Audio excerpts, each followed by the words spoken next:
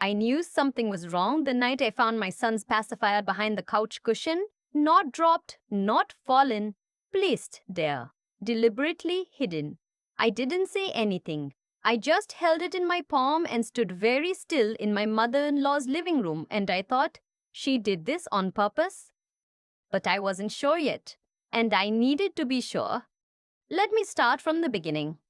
My son Eli was born on a Tuesday in February. It was 22 degrees outside and the hospital parking lot was iced over, and my husband Marcus nearly fell running to get the car. He's 6'2" and he nearly went down on black ice in his good dress shoes. And even through everything, the exhaustion, the stitches, the fact that I hadn't slept in 31 hours, I laughed. I genuinely laughed. That was the last time I laughed without effort for a very long time. Eli was beautiful, pink and furious and loud. The nurses said he had good lungs.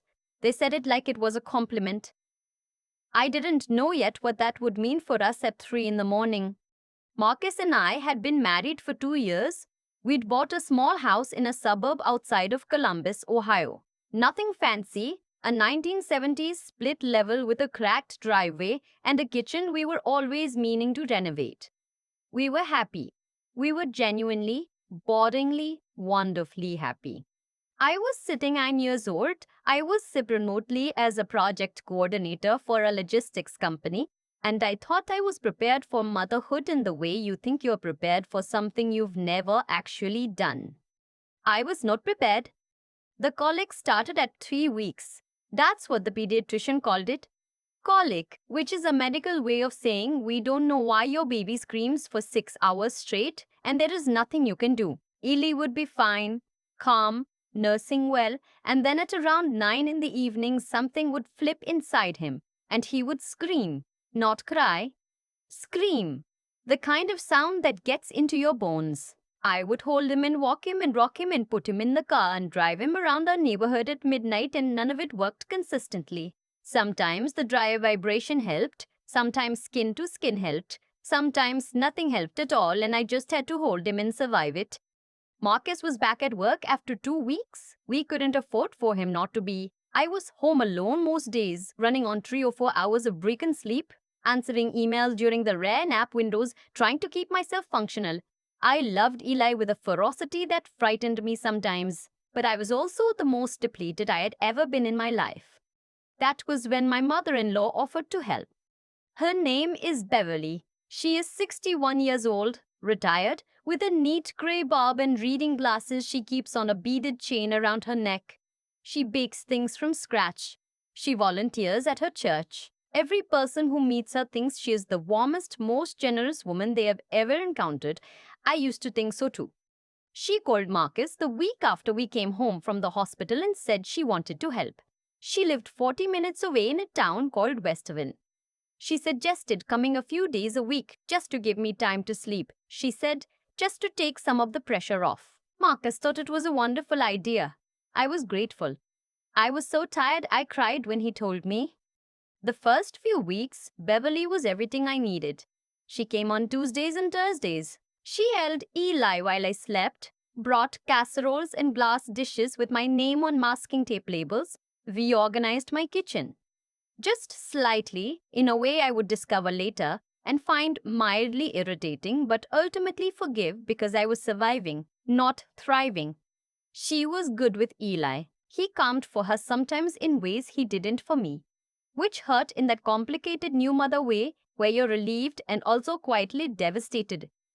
I should have noticed the signs earlier. I think about that a lot now. The first thing was so small I dismissed it immediately. Eli had a tiny bruise on his upper arm, barely the size of a dime. And when I pointed it out to Beverly, she said he must have bumped himself in the crib rail. He was 5 weeks old. He could not move himself into a crib rail. But I was so tired, and she was so calm, and she said it so simply that I accepted it. I wrote it off. I moved on. The second thing was the pacifier behind the couch cushion. I'd been looking for it for an hour. Eli had been cleaning. I finally found it, and when I held it and thought about the angle, the place it was wedged, not under, not beside, but between the cushions like someone had pushed it there, I felt something cold move through me. Beverly had been alone with Eli for about 40 minutes that afternoon while I took a shower and tried to call my mother back. I didn't say anything. I put the pacifier in my pocket and I smiled and I said nothing. The third thing was the night everything changed. It was a Thursday. Marcus was working late. A project deadline he'd warned me that morning. Beverly had stayed through dinner to help because Eli had been particularly bad all day, screaming through most of the afternoon, and I was grey with exhaustion. Around 9, Beverly told me to go lie down, that she would handle the night feeding, that I needed sleep more than I needed to prove something. I almost argued. I didn't. I went upstairs, climbed into bed fully dressed, and was unconscious within minutes. I don't know how long I slept. Maybe 2 hours, maybe less. I woke up to silence, which should have been a relief, and something about it wasn't. The house was too quiet. Eli wasn't on a schedule that produced 2 hour stretches of silence. Not yet. I got up. I came down the stairs in my socks and I stopped in the hallway outside the nursery because the door was half open and I could hear Beverly's voice. She was talking. Low, almost conversational. I stood there and I listened. She was saying, "You need to stop this. You have to stop. I can't keep doing this every night. You are going to be quiet." I pushed the door open. Beverly was standing over Eli's crib. Her back was to me. Eli was in the crib, not crying, staring up at the mobile. He looked stunned, almost. The way a baby looks right after something has happened to them. Beverly turned around. She didn't look caught. That's what I remember most. She didn't flinch or go pale or stumble over herself. She just looked at me with that steady, measured expression she always wore and said, "He finally settled. You should go back to sleep." I looked at my son. I looked at his face. I looked at Beverly's hands. "What were you saying to him?" I asked. "Just talking him down," she said. "That's all." I picked Eli up. He had a red mark on his cheek. Not a bruise yet, just redness, the kind that comes from pressure. I stood there holding my son and looking at my mother-in-law and I said, "I think you should go home tonight." She left. She hugged her coat around herself and said she hoped I'd get some rest and she left. I did not sleep that night. I called Marcus at 7 in the morning after he woke up and I told him what I'd heard and what I'd seen. He went quiet in the way he goes quiet when something frightens him and doesn't know how to process it. Then he said, "Are you sure? She might have just been. You know how she talks to him? She talks to him a lot." There was a mark on his cheek, Marcus. Another silence. Babies can get marks from the crib. From rubbing their face. He was in the middle of the crib. He can't move himself. I heard him exhale. "Okay," he said. "Okay, let me talk to her." That was the beginning of the hardest period of my marriage. I want to be honest about that. Marcus was not a bad husband and he was not a bad father, and he loved Eli. God, he loved that baby, but Beverly was his mother. She had raised him alone after his father left when Marcus was 11. He had a loyalty to her that went bone deep. And asking him to look at her with clear eyes was asking him to dismantle something he'd built his whole identity around. He talked to her. She denied everything. She said I was exhausted and paranoid and that new mothers sometimes struggle to trust the people caring for their babies, which is a real and documented thing. And she said it with such gentle, sorrowful concern for me that Marcus came home and told me Beverly was worried about my mental health. He said it carefully. He said he wasn't trying to dismiss me. I felt the ground shift under my feet. I said, "I'm not imagining it." He said, "I know. I believe you. I need more. I need something more concrete before I can tell my mother she's not allowed to see her grandson." I understood. I hated it, but I understood. So I went and bought a baby monitor with a camera, a good one, a Nanit, the kind with the wide-angle lens and night vision and the app you can watch from your phone. I told Marcus I wanted it for peace of mind. He helped me set it up. I didn't tell him the real reason, which was that I needed him to see what I already knew. Beverly came back the following Tuesday. I watched from the app while I was technically napping upstairs, my phone dark against my chest, the screen on notifications set to silent. The first hour was fine. Beverly fed Eli, burped him, walked him when he started fussing. Normal. I almost felt foolish. Maybe I had been paranoid. Maybe. And then Eli started screaming. Full colic, the kind that goes on and on. I watched Beverly hold him for a while, her posture still, her arms competent. Then I watched her patience end. It happened fast. She carried him to the couch, sat down, and when he kept screaming, she placed her palm over his mouth. Hard. Not for long. Maybe 3-4 seconds. But it was deliberate and purposeful, and when she took her hand away and he gasped, her expression didn't change. She looked down at him with something I can only describe as irritation. I was sit desk at work, eating a sad granula far for lunch. I was sit instant sad eating a sad lunch. I didn't yell. I walked into the living room and I looked at my mother-in-law and I said, "Give him to me." She handed him over. She said, "He was working himself up." "You covered his mouth," I said.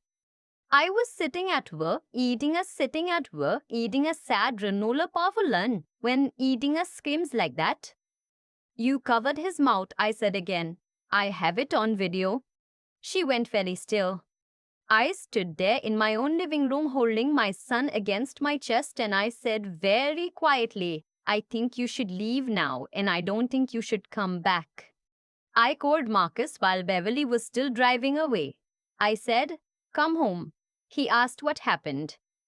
I said, "Just come home. I need to show you something." I showed him the footage. I watched his face while he watched the video.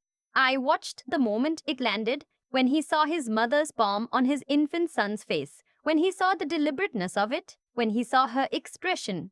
Marcus is not a man who cries easily. His jaw worked and his eyes went bright, and he handed my phone back to me and stood up and walked to the window and stood there for a long time.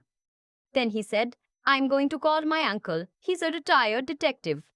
His uncle, a man named Frank, who I had met twice at family gatherings, came over the next afternoon and watched the footage twice and said we needed to take it to the pediatrician first and document everything before going to the police. Because documented medical evidence would strengthen any report we filed. He had a calm, methodical way about him that I found steadying. The pediatrician, Eli's doctor, a woman who I trusted completely, examined Eli that Friday. She noted the fading bruise on his arm, the healed redness on his cheek, and the slight swelling in his jaw she said looked consistent with impact or pressure. She filed a mandatory report. She looked at me across her examining table with Eli in my arms and she said, "You did the right thing bringing him in." The police came to our house the following Monday. Beverly was interviewed. She maintained throughout everything that she had never harmed Eli. She said the video was taken out of context. She said she had decades of experience with babies, that she had raised Marcus, that she would never hurt her own grandchild. She said this with complete composure. She said this to the detective's face without blinking. I sat in my living room and I thought about the way she had said, "You need to stop this," to my 5-week-old son in the dark.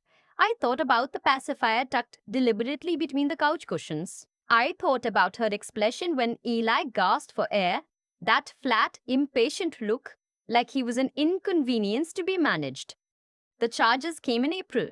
Child abuse and endangerment. Beverly hired a defense attorney, a good one, a woman who had been practicing family law in Columbus for 25 years. Marcus's family fractured almost immediately.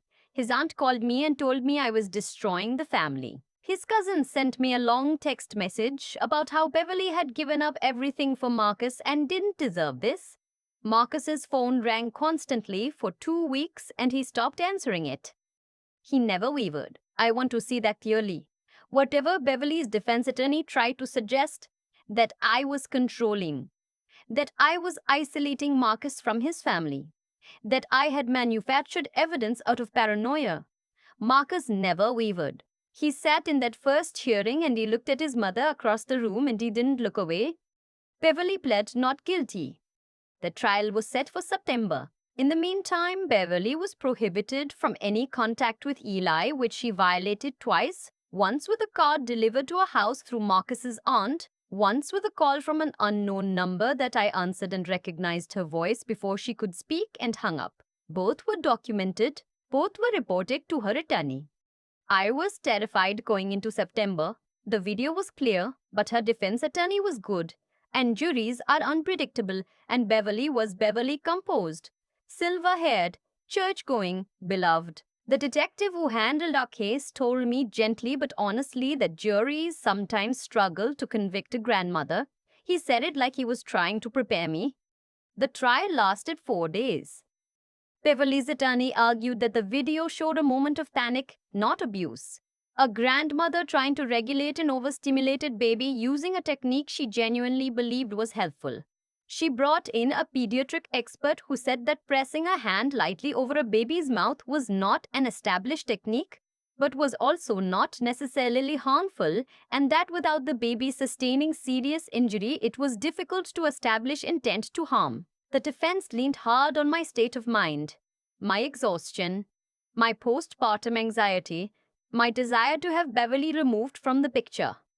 I testified, I sat on that stand, and I told the truth. I told it slowly and carefully and without embellishment. I said what I heard standing in the hallway. I said what I saw when I walked into the nursery. I said what the footage showed. I kept my hands flat on my knees, and I looked at the jury and I answered every question. Beverly testified too. She was excellent. She wept once. Precisely, a single wet moment when she talked about Eli, about how much she loved him, and then composed herself again immediately. It was one of the most controlled performances I have ever witnessed. The jury came back after 2 days of deliberation. Not guilty on the child abuse charge, guilty on the endangerment charge. I sat in that courtroom and I felt the air go out of the room. Marcus's hand found mine under the table and held it so hard it hurt. The endangerment conviction carried a maximum of 18 months. Beverly got 12 with the possibility of parole after 8. 8 months for what she did to my son. I drove home in silence. Marcus drove. I watched the highway and I thought about Beverly's face when the verdict was read. That same controlled stillness. Just a flicker of something at the corner of her mouth. Not grief. Not remorse. Calculation. I thought, this isn't over. I was right. Beverly served 6 months before being released on good behavior. She called Marcus the day she got out. He let it go to voicemail. He sat with his phone in his hand for a long time after that and then put it face down on the table and said, I need some time. I said, take all the time you need. He called her back 3 weeks later. I didn't ask what they talked about. I didn't need to know. Marcus was navigating something I couldn't fully understand. Loving someone who had harmed his child. Carrying the pieces of a childhood that suddenly looked different in the light. And that was his to work through. The only condition I had given him was the only condition I would ever give. Beverly would never be alone with Eli again. He had agreed. He had agreed without hesitation. Eli is 14 months old now. He has 8 teeth and an opinion about every food he encounters, and he laughs at the dog next door through the window every morning like the dog is the funniest thing he has ever seen. He is healthy, he is whole. There are things I still carry. I carry the memory of standing in that nursery doorway. I carry the sound of Beverly's voice in the dark, the calm, clinical way she told my infant son to stop this. I carry the 6 months I spent doubting myself, wondering if I was paranoid, wondering if I was the problem, wondering if the woman who had seemed so genuinely warm was genuinely warm after all, and I was just a tired, anxious mother who had lost perspective. I was not the problem. I was there sat eating a sad ranuma for lunch, eating a sad ranila phone, and I'd been checking on him more than necessary. And I stood there in the dark watching him breathe, and I thought about something my own mother said to me last spring. She said, the hardest thing about being a mother is that your instincts are real, and the world will spend a lot of time and energy trying to tell you they aren't. She said, trust them anyway. I should have trusted them sooner. I know that now. But I also know that when I finally did, when I stopped second guessing and started watching, when I bought that camera and waited and documented and stood in my living room with footage on my phone and said I have it on video, that moment changed everything. Beverly is out of prison and living in Westerville, and I understand Marcus sees her occasionally for lunch at a diner in public with Marcus's cousin present. She has not been given Eli's school, his pediatrician's name, or our new address. She will not be given those things. Eli doesn't know any of this yet. He won't for a long time. He's 14 months old, and the most pressing thing in his life right now is figuring out how spoons work. That's exactly how it should be. I stood in my son's nursery in the dark and I listened to him breathe and I thought, you are safe. You are so safe. And the woman who made you unsafe is in a diner 40 minutes away and she will never ever be alone with you again. That's not revenge. That's just the truth of what I was willing to do for him. I think about the version of myself that almost let it go. The one who stood in the hallway outside the nursery, heard Beverly's voice through the half-open door, and then almost convinced herself it was nothing, that she was tired, that she was reading into things. That version of me was so close to winning. What stopped her wasn't courage, not at first. It was something quieter than that.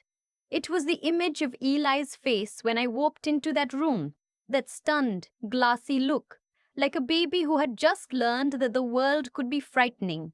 You don't forget that look. It doesn't let you talk yourself out of what you saw. I've thought a lot about what this whole experience actually cost and what it gave back. And I think the honest answer is that it cost me my naivety, the comfortable belief that people who seem good are good. That warmth performed consistently enough must eventually be warmth felt. Beverly had decades of practice being beloved. She had built an identity out of it. And for a long time, that identity was enough to make me override what I knew in my gut to be true. That's the thing about people who harm in private. They invest heavily in who they are in public. What I had to learn was that love for your child is not enough on its own. Love without clear eyes is just anxiety. I loved Eli from the moment I held him, and that love did not protect him. What protected him was the decision to stop explaining away what I was seeing and start documenting it instead. It was the decision to be methodical when every instinct was telling me to scream, to buy the camera, to wait, to build something that couldn't be dismissed. That's not something that comes naturally when you're running on 4 hours of sleep and your mother-in-law is looking at you with patient, sorrowful concern and your husband is asking you for something more concrete. It requires you to get very still inside yourself and ask, what do I actually know and what do I need to prove it? That kind of thinking, precise, disciplined, unwilling to be rushed into emotion, that's what ultimately changed everything. Not the anger, though the anger was real. The thinking. And then there's what came after. The trial. The guilty verdict on the lesser charge. The 6 months Beverly served. The calls from Marcus's family. The long grinding work of staying upright when the people around you are asking you to soften, to forgive faster, to consider what this is doing to everyone else. That part required something I didn't know I had. A refusal to let other people's discomfort become my responsibility. I had one job and it was Eli. Everything else was secondary. Marcus once said to me, a few months after it was all over, that he was sorry it took him as long as it did to see clearly. I told him I understood. I meant it. But I also told him that what I needed in those early weeks wasn't a husband who believed me faster. It was a husband who, once he saw the truth, did not flinch. And he didn't. Not once. Eli is 14 months old and he doesn't know any of this happened. He won't for a long time. And when he's old enough to understand it, I want him to know that the people who loved him didn't look away. That when it mattered, they chose to see clearly even when it was hard. That is, I think, the only inheritance worth leaving a child. Not protection from a world that can be cruel, but the example of what it looks like to face that cruelty with your eyes open and your feet planted. Beverly made her choices, and the consequences that followed weren't punishment handed down by anyone. They were simply what happens when someone acts without conscience long enough and someone else finally stops looking away. I stood in Eli's nursery last week at 2 in the morning and listened to him breathe, and I thought, we made it through. Not because the system worked perfectly. It didn't. Not because justice was complete. It wasn't. But because I trusted what I knew, built the case quietly, and refused to stop. That has to be enough. Most days it is.